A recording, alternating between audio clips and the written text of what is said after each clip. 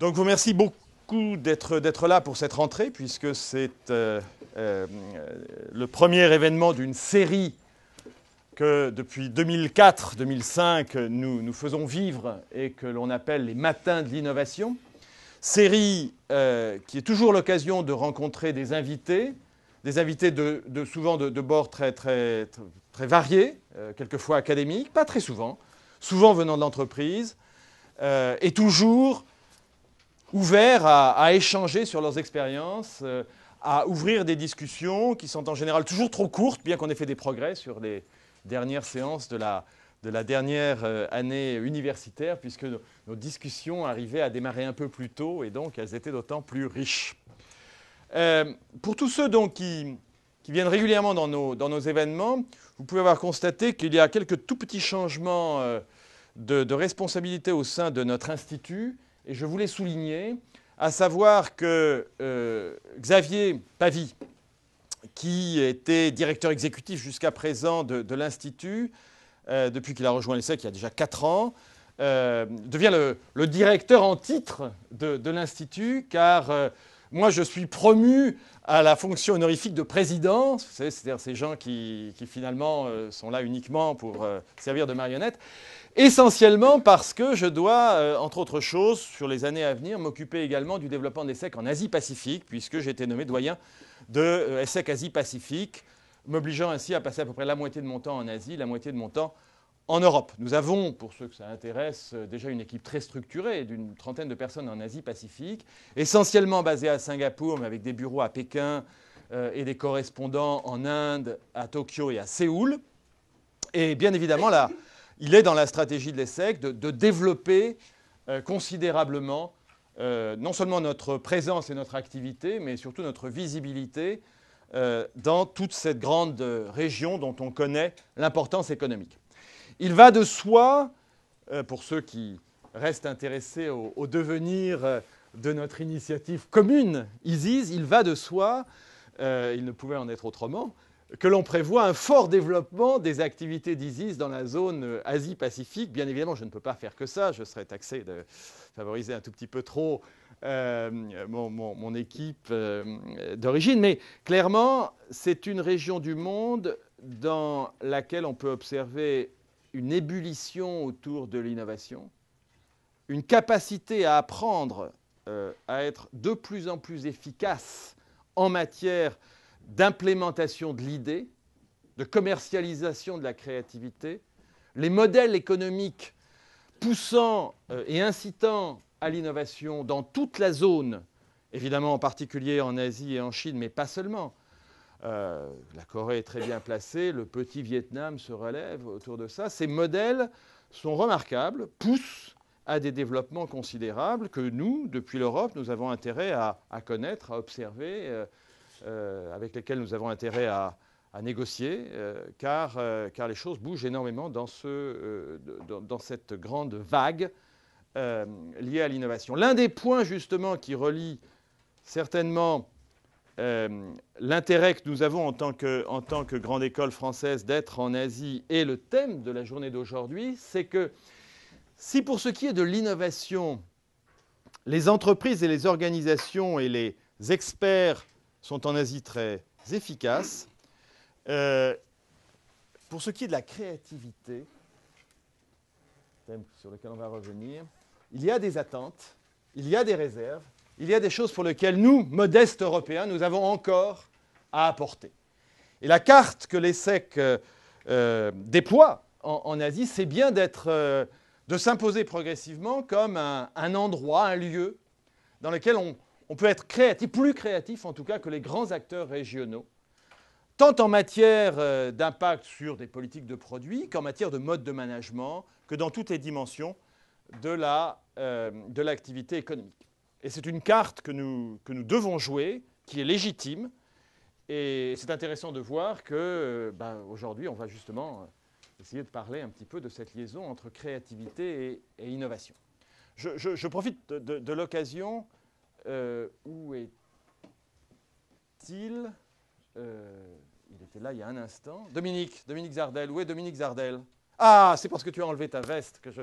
je souhaitais rendre hommage à Dominique Zardel, qui est toujours un grand professeur de l'ESSEC, qui a dirigé l'ESSEC pendant un temps et surtout qui a été l'un des artisans du développement de l'ESSEC en Asie, et qui passe toujours beaucoup de temps avec une énergie considérable, tant pour apporter ses contributions à l'enseignement que pour développer des choses dans le cadre d'une responsabilité sociale forte, ce que tu fais actuellement en Cambodge en particulier. Et c'est porteur d'espoir parce que là aussi, il y a une autre carte que l'on se doit de jouer aujourd'hui, nous ESSEC en Asie, qui est de pousser des projets qui mettent en avant l'intérêt du monde économique à s'associer à des projets de responsabilité sociale. Que ce soit en matière d'éducation et d'aide à l'enfance, hein, je crois, l'organisation dont tu parlais s'appelle Pour un sourire d'enfant. Voilà, au Cambodge, hein, c'est un merveilleux nom. Ou que ce soit pour des questions d'autres natures, mais toujours liées à la responsabilité sociale, protection de l'environnement et autres. Je suis très positivement impressionné par l'intérêt de nombreuses entreprises en Asie pour s'insérer dans cette logique et s'insérer dans cette logique de durabilité. J'ouvre et je ferme une parenthèse. Il y a encore 2 ou 3 ans, on condamnait la Chine comme étant le pays le plus pollueur qui semblait avoir le moins de respect pour l'environnement. Enfin, bon, il y avait toujours cette position ex aequo avec les États-Unis qui, traditionnellement, n'ont pas non plus toujours été les apôtres d'une protection de l'environnement illimitée. En l'espace de quelques années, les réglementations qui sont édictées et mises en œuvre en Chine sont drastiques en matière de respect de l'environnement. Et aujourd'hui, Xavier doit voguer à d'autres obligations et rendez-vous. Et aujourd'hui, clairement, il y a en Chine une prise de conscience avec des mesures autoritaires, comme savent le faire les Chinois, pour imposer aux entreprises une attitude beaucoup plus responsable vis-à-vis de l'environnement. C'est très rassurant et ça nous donne, nous aussi, pas mal de poids, puisque beaucoup de nos initiatives sont quand même des initiatives qui visent, dans une optique du long terme, à rapprocher les stratégies d'entreprise de la préoccupation, de la pérennité du cadre de vie, de la pérennité des équilibres sociaux, du respect de l'homme et de son environnement. Alors, la journée d'aujourd'hui, enfin la matinée d'aujourd'hui, car vous n'êtes pas venu pour la journée, bien que si vous voulez rester, vous êtes bienvenus, évidemment, est consacrée donc à une discussion initialisée par 3 experts, une discussion qui ensuite, je pense, va vous motiver beaucoup autour de la liaison entre créativité et innovation. Nous aurons l'occasion d'insister sur quelque chose sur lequel je crois que vous êtes tous sensibles, qui est que ce sont bien des concepts convergents et complémentaires, mais pas du tout équivalents. Hein, certains parlent dans la littérature de l'innovation comme je le disais tout à l'heure, commercialisation de la créativité. D'autres insistent sur l'innovation comme la mise en place profitable de l'idée. En tout cas, toujours, dans le langage moderne, l'innovation se trouve associée à la matérialisation, la mise en pratique, l'obtention de résultats, la production de valeur. La créativité est très en amont de cela. Et la créativité peut se situer simplement au tout début, finalement, d'un enchaînement de phases qui permet l'innovation. Et là, on reconnaîtra traditionnellement en haut de ce dispositif l'imagination, suivi de la créativité, suivi de l'invention, repris par le déploiement et s'appuyant sur l'entreprise.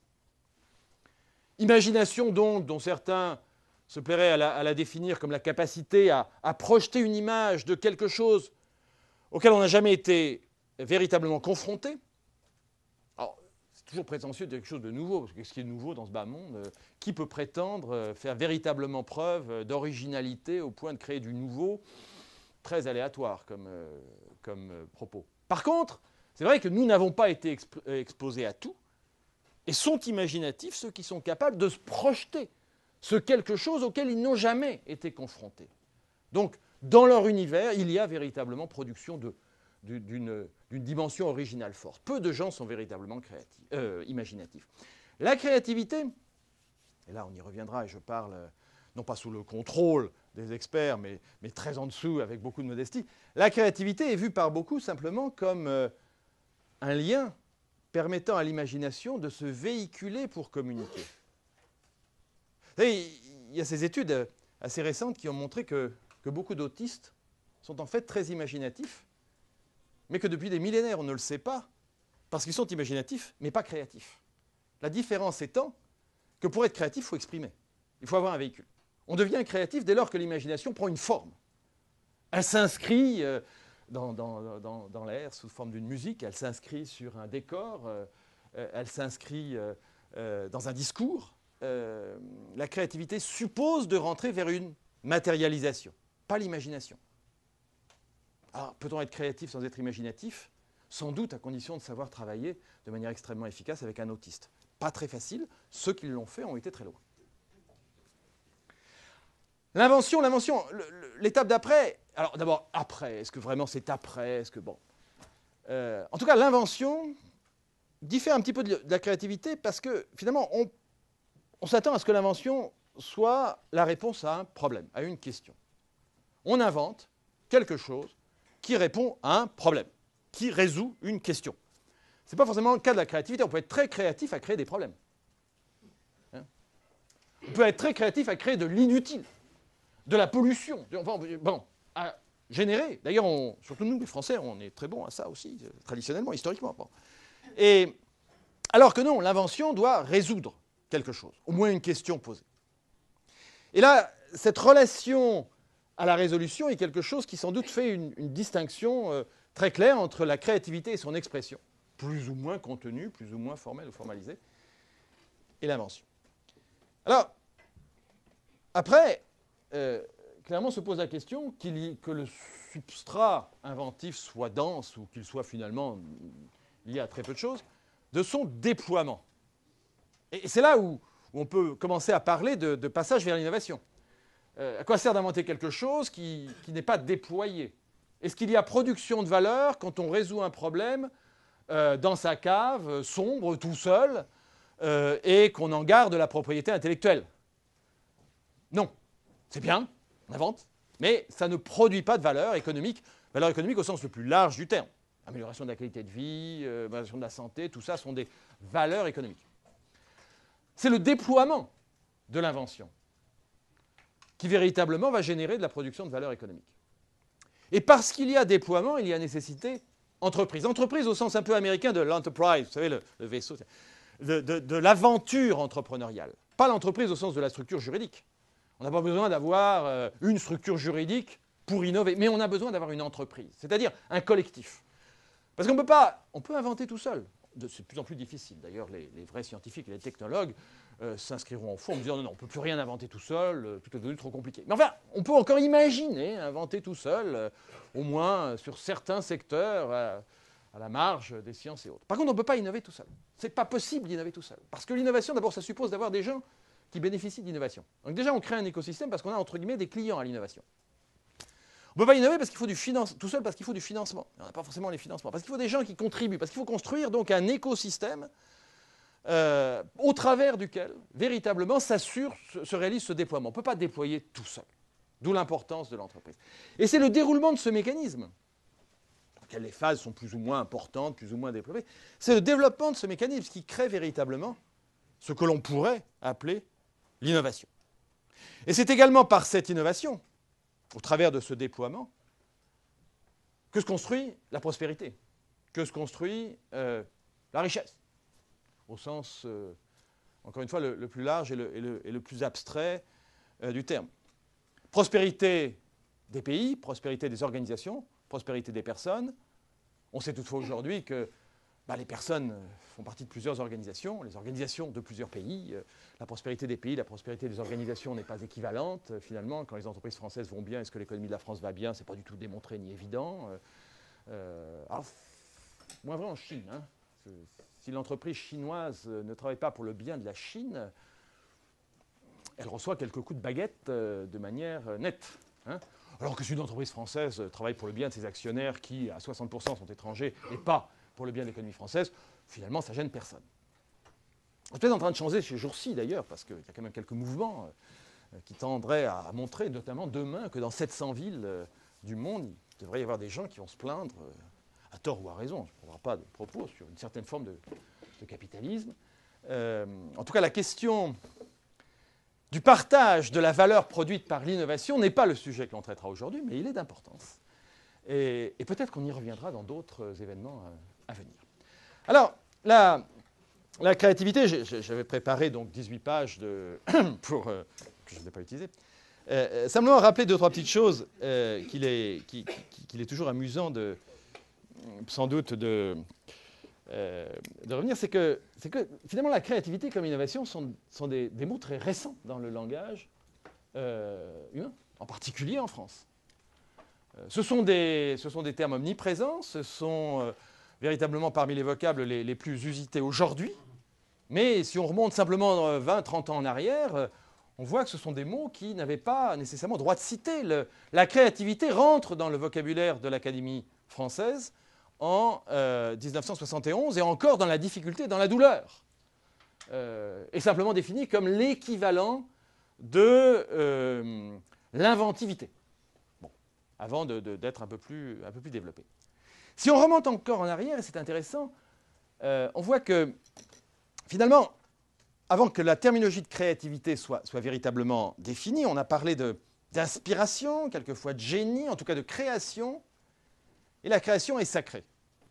Elle n'est pas simplement dans la tradition judéo-chrétienne, elle l'est dans beaucoup de traditions de sociétés variées et diverses. Pendant des siècles, pour ne pas dire des millénaires, la création est l'apanage des dieux. Et les hommes ne sont là très souvent que pour, au mieux, attendre que la grâce les touche et qu'ils puissent exprimer quelque chose que les dieux ont déjà créé d'avance. Donc c'est intéressant de voir qu'il faut attendre, comme pour beaucoup de choses, la Renaissance, pour que véritablement on assiste à un début de laïcisation de l'idée de créativité. L'homme commence à se doter de la liberté de s'exprimer par lui-même et non plus simplement d'exprimer la voix des dieux. Ça va avoir un impact absolument considérable sur l'expression artistique, littéraire et sur le développement des sciences.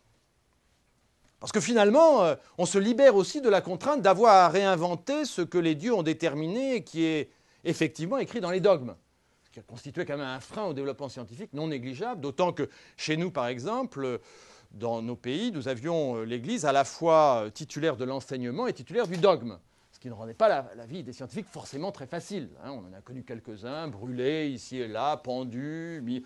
Bon, la laïcisation de l'expression créative donne la possibilité d'une expansion considérable des choses qui a été finalement extrêmement spectaculaire et rapide sur les derniers siècles. Et ce que l'on observe aujourd'hui, et je terminerai là-dessus cette déjà trop longue introduction, c'est que alors que la création était l'apanage des dieux et que son expression était sous le contrôle, elle est passée sous le contrôle des lettrés. Et les lettrés ont quand même maîtrisé, les lettrés, les académiques ont maîtrisé l'expression artistique, littéraire et autres pendant ces années d'ouverture. Et puis finalement, cette fin du XXe siècle, début du XXIe siècle, peut-être qu'on assiste effectivement à une libération complète, c'est-à-dire que par l'intermédiaire et des réseaux sociaux et de l'expression populaire et d'une forme d'art véhiculée de manière iconique par des gens comme Basquiat et bien d'autres, finalement une expression ouverte à tous et permettant à la créativité de s'exprimer en dehors de tous les contrôles sociaux et environnementaux qui ont été ceux qui ont encadré la créativité au cours des dernières dizaines d'années. Alors ça ne veut pas dire, n'importe quelle exposition d'art moderne tend à montrer, je ne sais pas pour vous, mais pour moi, que les canons sont encore là, puisqu'en général, le commun que je représente n'y comprend strictement rien, parce que l'abstraction qui est derrière est telle que, oui, on voudrait ressentir l'émotion, mais l'émotion est-elle encore quelque chose cherché, on ne sait pas trop bien.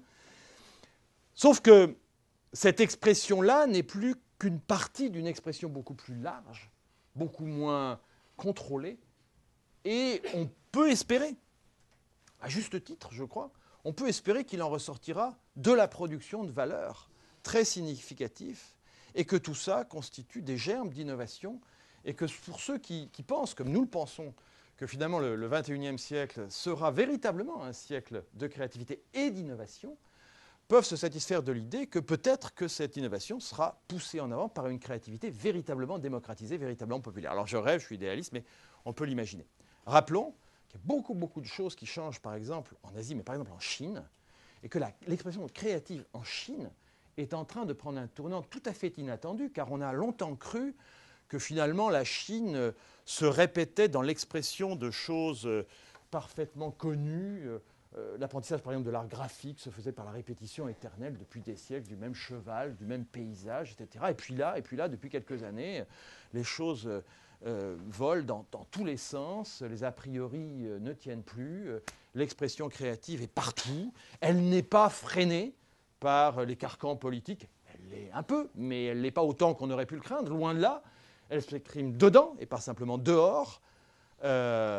Très intéressant de suivre tout ça, très intéressant de tenter de conserver une petite avancée dans notre expression créative. Et je passe pour enfin vous dire des choses intéressantes, non pas à la présentation du reste, mais à Benoît Weil, professeur à l'école des mines Paris Tech, qui va nous faire première ouverture sur les défis de l'innovation et une introduction à la conception innovante, avant de passer la parole ensuite à Clément Bataille, qui est directeur de la création et de la stratégie design du groupe Orange, qui nous parlera du design comme moteur de l'innovation centré sur l'utilisateur. Désigne-moi une innovation, un titre intéressant. Avant, enfin, de laisser la parole à un expert du design qui, depuis déjà un certain nombre d'années, au travers de 3 expériences successives, très entrepreneuriales en matière d'agence du design, nous parlera effectivement des scénarios en prenant, je crois, l'exemple de travaux faits pour LVMH, qui correspondent à quelque chose qui nous intéresse beaucoup. Voilà, je ne prends pas plus de temps et Benoît, je te passe la parole si tu veux bien